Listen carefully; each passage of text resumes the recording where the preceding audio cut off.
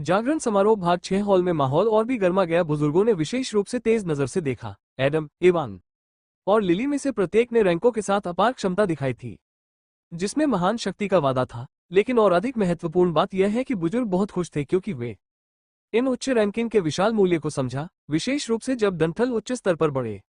अधिकांश रैंकों में, जैसे कि एफ या ई में, मतभेद थे शक्ति, लेकिन वे अपेक्षाकृत प्रबंधनीय थे। एक एफ रैंकर एफ से 3 या 4 गुना अधिक मजबूत हो सकता है, लेकिन ए कुशल एफ रैंकर के पास अभी भी एक मौका था यदि वे रणनीति का उपयोग करते बुद्धिमानी से। फिर भी जैसे जैसे व्यक्ति उच्च पद पर आगे बढ़े, इन अंतरालों में नाटकीय रूप से विस्तार हुआ। उदाहरण के लिए, एक एस रैंकर कुछ ही चालों में एस रैंकर को आसानी से हरा सकता है।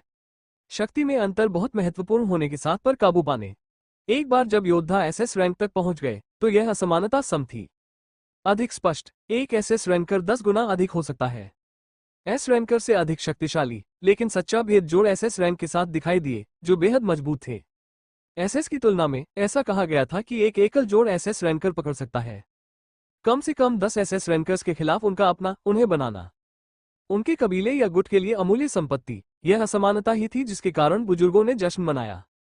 एसएस और जोड़ एसएस की हर जागृति इस तरह से होती है उत्तेजना, एक ऐसी दुनिया में जहां राक्षसों ने गंभीर रूप धारण किया।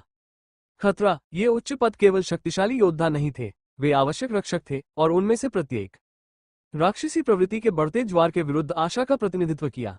शक्ति, हालांकि असुर कबीले को 10 से अधिक का दावा था। एसएस रैंकर्स, उनकी ताकत का असली स्तंभ लुकास में है। दादाजी, कबीले के एकमात्र जोड़ एसएस रैंकर, उसका बेजोड़ रैंक ने उन्हें देव स्तर के योद्धाओं में रखा जो ऐसा कर सकते थे। अकेले ही लड़ाई का नतीजा बदल दो। हालांकि अभी भी चिंता थी, खासकर उन लोगों में जो राक्षसों के खतरे को अच्छी तरह जानता था। बुजुर्ग, ये समझा गया कि आमतौर पर एक ही श्रेणी के राक्षस होते थे, अन्य जातियों की तुलना में अधिक मजबूत। इसका मतलब था कि एक राक्षस जोड़ एसएस रैंक संभावित रूप से कई जोड़ एसएस रैंकर्स को हरा सकता है।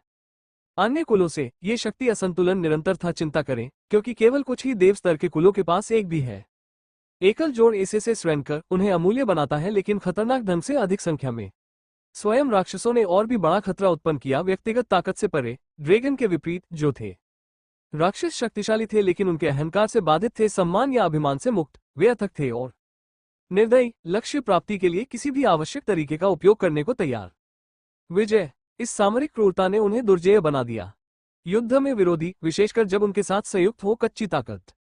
जैसे ही लुकास ने समारोह देखा, वो इस बात से अच्छी तरह वाकिफ था। मंडराता खतरा, वो जानता था कि राक्षसी ताकतों का नेतृत्व जोड़ एसएस कर रहा था। दानव राजा और दानव भगवान जैसे रैंकर्स ऐसा करेंगे। यदि उन्होंने आक्रमण किया तो विनाशकारी होंगे। ये राक्षसी नेता पौराणिक प्राणी थे जो जोड़ एसएस रैंक से भी ऊपर जाने जाते थे, जिसने उन्हें अपनी ही एक लीग में खड़ा कर दिया। इसके साथ ज्ञान, लुकास ने असुर की गंभीरता को समझा। भावी पीढ़ियों का पोषण और सशक्तिकरण करना कबीले का कर्तव्य है। यही कारण था कि उनके पिता डोरियन का भाषण इतना गूंजता था। कबीले के सदस्यों के साथ गहराई से बात सिर्फ इतनी ही नहीं थी व्यक्तिगत उपलब्धि, लेकिन वंश को सुनिश्चित करने के बारे में, ताकत और सामने मानवता के भविष्य को सुरक्षित करना। राक्षसी आतंक का जैसे जैसे प्रत्येक उम्मीदवार आगे बढ़ता गया, इनका वजन बढ़ता गया। उम्मीदें स्पष्ट थी। एडम और इवान, उनके साथ दोहरे तत्व और प्रभावशाली रैंक पहले से ही थे, बड़ों को प्रभावित किया, लेकिन लुकास अभी भी उसका इंतजार कर रहा था। मोड़, जब एमिली अंततः आगे बढ़ी और अनलॉक हो गई उसका स्वभाव और छाया तत्व उसके जोड़ एसएस के साथ क्षमता, बुजुर्ग रोमांचित थे। उनमें से कई डोरियन को बधाई दी, ये जानते हुए कि उनका परिवार था कबीले की भविष्य की ताकत में बहुत योगदान दे रहा है।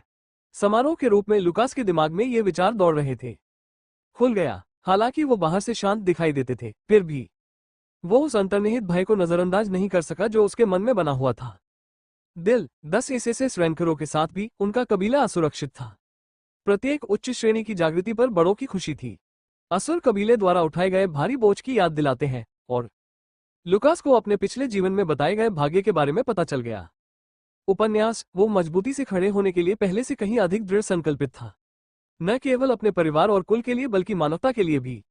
जैसे जैसे समारोह जारी रहा, उसने जानने के लिए इधर उधर नजर दौड़ाई कि प्रत्येक युवा असुर जिसने उच्च क्षमता को जागृत किया, आज खतरों के खिलाफ संयुक्त मोर्चे का हिस्सा बनेंगे। आने वाले वर्षों में उनका सामना होगा। जैसे ही चौथे बुजुर्ग ने एमिली का नाम पुकारा, एक लहर उठी।